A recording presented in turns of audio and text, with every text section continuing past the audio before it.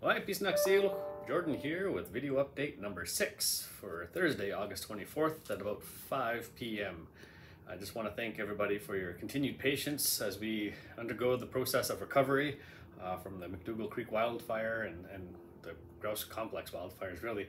There's a lot going on, a lot of work is happening, and we just want you to know how appreciated we are from all the way up from leadership through our staff to our community members for your support, and again, just the word of the week really is patience.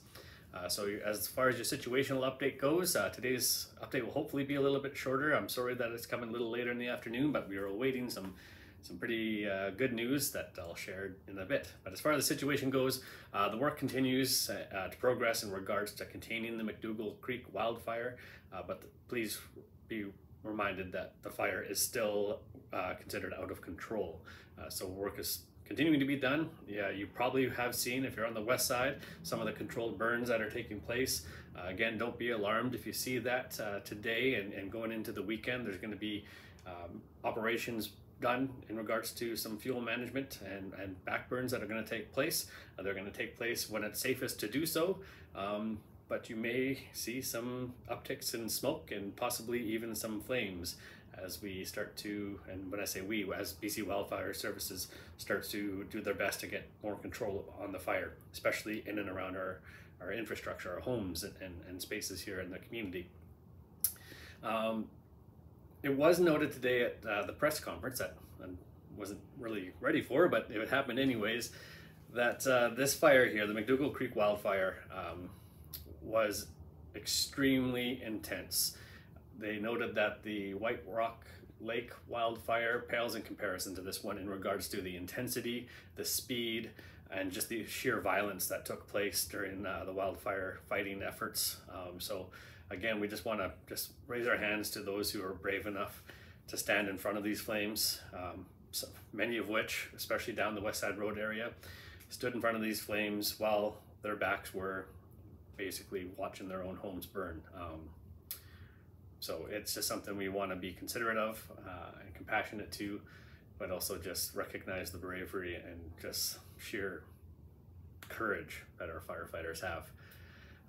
Another update for today is many of the structural firefighters, those units that came from all over BC to support our efforts here, are now being pulled back, which is a good news in regards to getting more control over the fire and getting into more of the recovery phase. Good news for those departments that are able to return home to their homes and their families, but also provide the safety measures and protections for their communities, as I'm sure we all have to be prepared as much as we can, as we're still definitely within the fire season. So we want to thank them for their commitment and their sacrifice during their time here on behalf of our communities, and just nothing but gratitude for those who just sacrifice so much. More evacuation orders have been downgraded to alerts. As of now, I'm sorry I didn't check the map before I jumped on here, which I usually do, but I'm not sure if any were applicable to WFN lands. But that's happening. Work is being done to return folks home.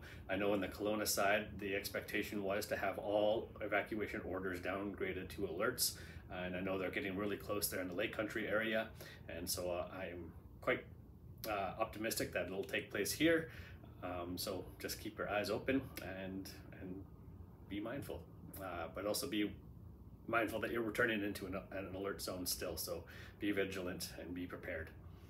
Well, what's lying ahead? Although great progress has been made, we do want to be prepared, as the weather for the weekend is not favorable for fighting fires. So there is potential for more uptick in fire activity to take place, more responses to be provided, but we just pray and hope that the weather won't be as severe as it is expected to be, although severe might be not the best word to use, just unfavorable. So we just want to make sure that we continue to pray for our firefighters, BC Wildfire Services, the utilities folks, RCMP, everyone that's doing their best to get us back to our homes and just create a sense of safety for all of our communities. We do want to recognize and remind folks to stay out of the forested areas. It's it's still dangerous out there. We're still in the height of fire season. It's still tinder dry despite the rains that took place. We definitely need a lot more of those. So please just be safe and cautious and avoid scary areas, essentially threatening areas. As I mentioned, we are hopeful to see some more evacuees to be able to return home, and I'm proud to notify everybody that the IR10 water do not consume water advisory has now been downgraded to a boil water advisory. So for some of us who need a shower, it's safe for you to shower again, and you can wash your hands and be hygienic and go back to the COVID things that taught us how to use water in that way. But I just want to say, we have to give full credit to our utilities team, both just the actions that had to be taken during the extreme fire event, but also just the hard work, dedication, and commitment it's taken to be able to get our water back to a boil water advisory. So our hands are up to our utilities team and your efforts, the overtime that you're putting in. I do want to recognize that staff were feeling good about leaving for the day and then called back just to switch the signage over so that folks are aware of the now boil water advisory. So, but once again, thank you so much. We are encouraged that there's more openness and dialogue taking place now in regards to prescribed burns, traditional prescribed burns, and just forest caretaking practices that have been done by our people, Okanagan people and Indigenous people across Turtle Island for thousands upon thousands of years. So we are hoping that this is a moment that we can all reflect and just understand that we can do better when it comes to caretaking our forests, and that we have the knowledge within our communities to be able to do so in a good way. The response to those who've lost homes. Again, the EOC is working on a recovery plan. WFN does have some homes that were affected on our WFN reserve lands. So we are working with the EOC to make sure all those services and are provided to all the members affected. But we want to make sure that what we can do here out of WFN is more reflective of who we are as Okanagan people, and with the sensitivities at hand that we know. What I want to get into is the things that we've learned. There's an appreciation and awareness for myself, and I think for many of our community members, especially on IR10, for water. It's recognizing how much water we consume, not just the water that we drink on a daily basis, but the water we use to clean ourselves, to wash our food and dishes. And it's a good reminder that water is extremely sacred to us. It's very limited, and it's definitely a resource we take for granted. So I just want to just remind folks to reflect on the lessons learned and think of ways that we can do better in regards to water conservation and preservation, and just the overall health and well-being of all water for all walks of life. Us as humans, but the animals need water, the plants need water, and so just that appreciation there. I think what we've also learned is the appreciation and respect for our utilities team, our LEOs, our health and wellness department, our public works team, all the directors and the managers and the staff who have been working and available 24/7 since this event started. It is inspiring, to say the least, to know how many people are literally on call 24/7, providing messages and whenever they needed to be provided, so that we can stay in communication and understand the severity, the impact, and how to be best responsive at this point. Work is being done now to prepare a recovery plan and basically how to look forward into the future, so that should this event or event of this size or magnitude ever happen again, that we're much better prepared for it, and that we're doing our best to support our members, the community as a whole, and like we've seen so far throughout this, working with our regional partners so that it's consistent across the board, and that we're looking out for each other's best interests and just caring for each other as human beings. So I want to give thanks again to all those staff that have just put in so much time, so much effort, and so much heart into this work of recovery, of response. It's something to be very proud of. It's being recognized across Canada, the efforts, especially out of WFN, to be supportive and in line with proper response. So just again, hands up to everybody.